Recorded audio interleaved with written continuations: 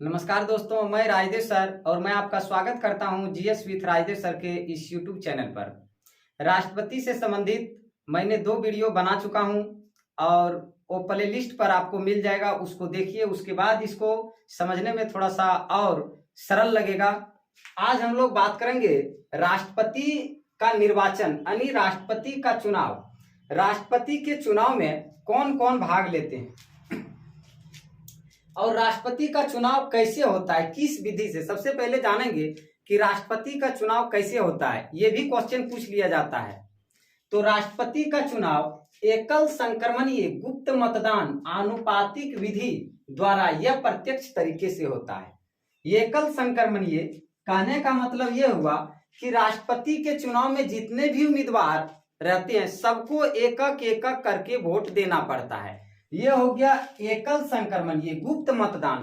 आप राष्ट्रपति का मतदान करके बाहर आते हैं तो आपको बताना नहीं है, जो आप वरीयता क्रम के आधार पर मतदान किए रहते हैं, मैंने किसको नंबर 1 में चूज किया, किसको नंबर 2 में, किसको नंबर 3 में, ये भी आपको बताना नहीं। ये बातें आपको गुप्त रखना है। इसी को कहते हैं गुप्त मतदान। आनुपातिक विधि यानी वरीयता के आधार पर जो आप देते हैं, यह हो गया आनुपातिक विधि द्वारा यह प्रत्यक्ष तरीके से, यानी कि राष्ट्रपति का चुनाव हम पहले ही बता चुके हैं कि राष्ट्रपति का चुनाव जो होता है वो अप्रत्यक्ष तरीके से होता है, प्रत्यक्ष तरीके से नहीं होता है। अर्थात यह प्रत्यक्ष तरीका वह कहलाता है जहां जनता मतदान नहीं कर सकती है, जनता द्वारा चुने गए प्रत्याशी मतदान करता है, उसे हम कहते हैं अप्रत्यक्ष मतदान। और प्रत्यक्ष मतदान उसे कहते हैं जहां जनता बूथ केंद्र पर जाके सीधे मतदान कर सकती है। अब राष्ट्रपति का निर्वाचक मंडल में कौन कौन आते हैं, वरीयता के क्रम पर किस तरह से राष्ट्रपति का चुनाव होता है। जैसा कि जितने भी प्रत्याशी खड़े हैं सबको मतदान करने की जरूरत पड़ती है। अब द्वितीय मतगणना, वीवी गिरी के समय द्वितीय मतगणना की जरूरत पड़ी थी। ऐसा क्यों पड़ा था? जैसे का आया और उसने मतदान किया, 3 प्रेसिडेंट खड़े हैं, पर्सन ए, पर्सन बी, पर्सन सी। अब तीनों को कहा आया, इसको 1 नंबर पर रखा, इसको 2 नंबर पर रखा, इसको 3 नंबर पर रखा। उसके बाद फिर खाया, इसको 3 नंबर पर, इसको 1 नंबर पर, इसको 2 नंबर पर। मान के चलिए 2 ये मतदान करता है तो कैसे रिजल्ट आएगा? यहाँ कितने एक हैं? 1 1 है। यहाँ कितने एक हैं? 1 1 है। और यहाँ तो एक भी एक नहीं है, तब ये तो बराबर हो गया। अब इसमें द्वितीय मतगणना करने की जरूरत पड़ेगी। तब मान के चलिए फिर से एक कैंडिडेट अगर यदि रहता तो यहाँ इसको 1 नंबर पर रखता, इसको 2 नंबर पर रखता, इसको 3 नंबर पर रखता। तब यहाँ एक कितना हो गया? 1 और 1, 2 1 यहाँ हो गया, यहाँ 2 1 हो गया। अब यहाँ कितने एक हो गया? यहाँ तो 1 1 हुआ और यहाँ 1 भी नहीं हुआ। तो यहाँ जब 2 1 हुआ तब ये जीतेगा। इस तरह से राष्ट्रपति का निर्वाचन में जो मतदान करने आते हैं, इस आधार पर वरीयता की सूची पर मतदान करते हैं और उसका रिजल्ट प्रकाशित करते हैं।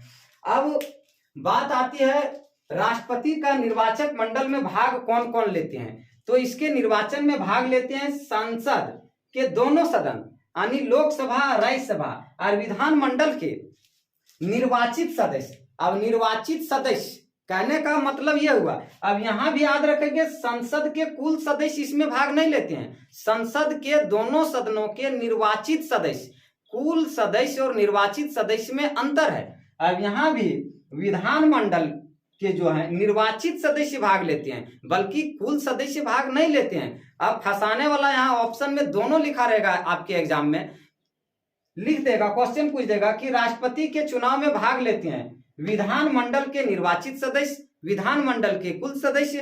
तो विधानमंडल के कुल सदस्य भाग नहीं लेते हैं, विधानमंडल के निर्वाचित सदस्य भाग लेते हैं। उसी तरह से यहाँ भी पूछ सकता है, राष्ट्रपति के चुनाव में भाग लेते हैं संसद के कुल सदस्य, संसद के निर्वाचित सदस्य। तो संसद के कुल सदस्य ऑप्शन मारना आपका गलत हो जाएगा, निर्वाचित सदस्य होगा। क्योंकि इसलिए यहाँ 545 प्रेजेंट टाइम में लोकसभा की सीटें हैं। अब ये न्यूनतम, अधिकतम तो 552 है, लेकिन 545 में इसमें 2 एंग्लो इंडियन है जो लगभग अब समाप्त कर दिया गया 104वां संविधान संशोधन के तहत। लेकिन इससे पहले ये था, तो 2 एंग्लो इंडियन जो था ये भाग नहीं लेता था राष्ट्रपति के चुनाव में। कुल तो इतना है, लेकिन कुल में 2 एंग्लो इंडियन भाग नहीं लेता था, 543 ही लेता था। अब ये 245 था, तो 245 राज्यसभा में आप लोग जानते ही होंगे कि इसमें 12 नॉमिनेट सदस्य होते हैं, 12 जो होते हैं मनोनीत सदस्य होते हैं। ये 12 मनोनीत सदस्य भाग नहीं लेते थे, अर्थात कहने का मतलब यहाँ 233 सदस्य ही भाग लेते थे राष्ट्रपति के चुनाव में। ये सबको इसलिए भाग नहीं लेने दिया जाता था क्योंकि इसको राष्ट्रपति नॉमिनेट करते हैं, और चुनाव में अगर यदि राष्ट्रपति के चुनाव में ये सब भाग लेंगे तो वहां जब बात आएगी 50 प्रस्तावक और 50 अनुमोदक बनने की, तब ये कहीं ना कहीं लग रहा है कि पक्षपाती का सवाल खड़ा कर देता कि राष्ट्रपति हमको नॉमिनेट किए हैं और ये वर्तमान राष्ट्रपति हैं, इन्हीं को हम लोग मतदान करेंगे, तो ये कहीं ना कहीं पक्षपाती हो जाता है, इसलिए इसको कैंसिल कर दिया गया। अब विधानमंडल की बात आती है तो विधानमंडल में निर्वाचित सदस्य, अब निर्वाचित सदस्य कौन? निर्वाचित सदस्य विधानसभा के निर्वाचित सदस्य, इसमें से जो मनोनीत सदस्य होता है वो भाग नहीं लेंगे इसमें भी, और विधान परिषद के तो लेंगे ही नहीं। विधान परिषद के इसलिए नहीं लेंगे क्योंकि इसका एक ट्रिक भी हम दिए थे, तू भी एमए कर, यानी विधान परिषद भारत के मात्र 6 राज्यों में है, और अगर यदि वो 6 राज्यों में है और राष्ट्रपति के चुनाव में भाग लेंगे तो ये भारत के हर एक राज्यों में है नहीं, तो जो राज्यों में नहीं है उनके लिए तो ये ठीक बात नहीं होगा, इसलिए इनको नहीं रखा गया। अब इसमें से 28 राज्य के जो मनोनीत हैं उसको हटा करके, और यहाँ 28 राज्य जो है इसमें निर्वाचक मंडल में जो निर्वाचित सदस्य आते हैं वो भाग लेते हैं। आइए अब जानते हैं एक विधायक के वोट मूल्य और एक सांसद के वोट मूल्य कैसे निकालते हैं, क्या फॉर्मूला है। ये फॉर्मूला जानना बहुत जरूरी है क्योंकि ये भी फॉर्मूला पीसीएस जैसे एग्जामों में पूछ लिया जाता है। तो एक विधायक के वोट का मूल्य कैसे निकालते हैं? राज्य या केंद्र शासित प्रदेश की कुल जनसंख्या बटा राज्य विधानसभा के निर्वाचित सदस्यों की जनसंख्या गुने 1000, यानी गुने में 1000 लेना है। अब अगर यदि कहीं कंफ्यूज करने के लिए यहाँ गुने 1/1000 करे तो कंफ्यूज नहीं ना है, कहीं कहीं उस तरह से भी लिखा रहता है, तो एक ही बात है। और एक चीज और ध्यान देना है, ऑप्शन में ये भी रहेगा और ऑप्शन में 1/1000 करके भी रहेगा, और ऑप्शन में ऐसे भी लिख सकता है नीचे राज्य विधानसभा के निर्वाचित ना लिख करके राज्य विधानसभा के कुल सदस्यों की संख्या, तो कुल में टिक नहीं करना है आप लोग को, अन्यथा गलत हो जाएगा। निर्वाचित, चुनाव में जब भी बात आती है तो निर्वाचित की, कुल का बात नहीं होगा।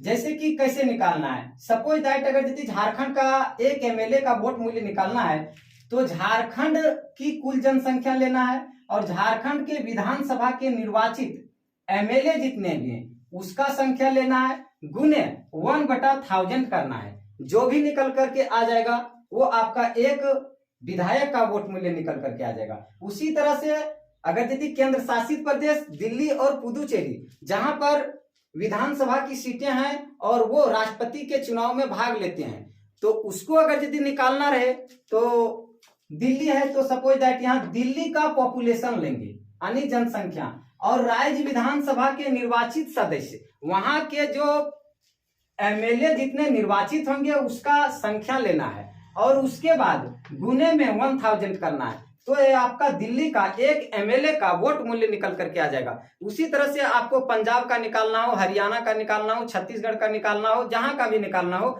आप एक विधायक वोट का मूल्य निकाल सकते हैं। लेकिन एक चीज और आपको ध्यान में रखना है कि ये कौन सी जनसंख्या लेना है, तो ये डिपेंड करेगा आपका ये जनसंख्या जब आप लेंगे राज्य या केंद्र शासित प्रदेशों की कुल जनसंख्या यानी 1971 की जनसंख्या पर आधारित होगा। यह जनसंख्या आपको 2011 की जनगणना, 2001 की जनगणना या किसी और भी प्रकार की जनगणना आपको नहीं लेना है।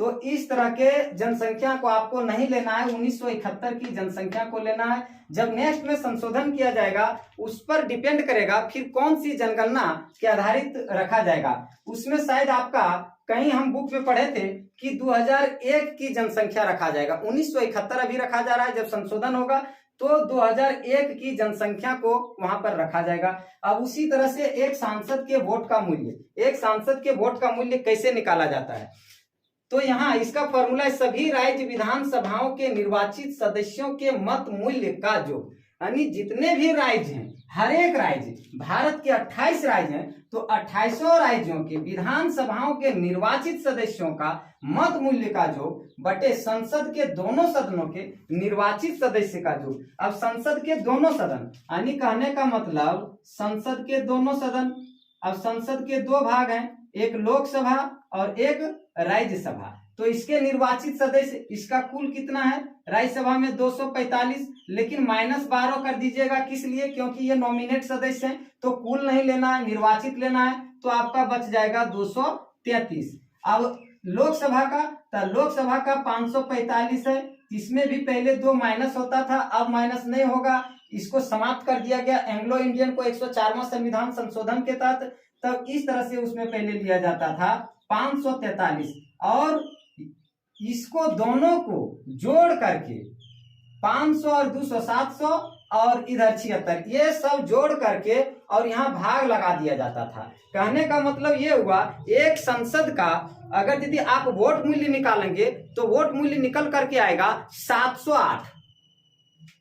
हर एक राज्य के एक एमपी का वोट मूल्य बराबर होगा, लेकिन हर एक राज्यों में एमएलए का वोट मूल्य आपका अलग अलग हो जाएगा, क्योंकि हर एक राज्यों की जनसंख्या अलग अलग है, अलग अलग थी और अलग अलग रहेगी। 1971 में क्या हर एक राज्यों की जनसंख्या एक थी? नहीं थी। तो जनसंख्या को लिया जा रहा है, इसलिए याद रखना है, ये भी पूछा जा सकता है कि राष्ट्रपति के चुनाव में जब भाग लिया जाता है तो क्या सभी एमएलए का वोट मूल्य सभी एमएलए के हर एक राज्यों का एक ही होता है? नहीं, हर एक राज्यों के एमएलए का वोट मूल्य अलग अलग हो सकता है। तो फिर क्या एमपी का भी अलग अलग हो सकता है? नहीं, एमपी का वोट मूल्य हर एक राज्यों का एक ही होगा। अब जानने का प्रयास हम लोग करेंगे कि राष्ट्रपति के चुनाव में कुल कितने वोट पड़ते हैं और वो वोट कहां कहां से आते हैं, कैसे आते हैं। तो आइए जानते हैं। भारत में कुल 28 राज्य हैं और कुल 28 राज्य को मिलाने पर एमएलए का कुल जो वोट आता है वो कितना आता है? 28 राज्य में कुल एमएलए का वोट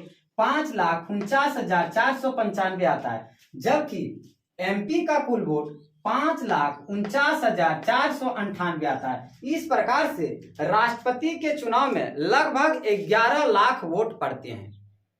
अब हम लोग नेक्स्ट वीडियो में जानने का प्रयास करेंगे कि राष्ट्रपति की जमानत राशि क्या होती है। ये हम लोग नेक्स्ट वीडियो में जानेंगे। आज के लिए इतना ही।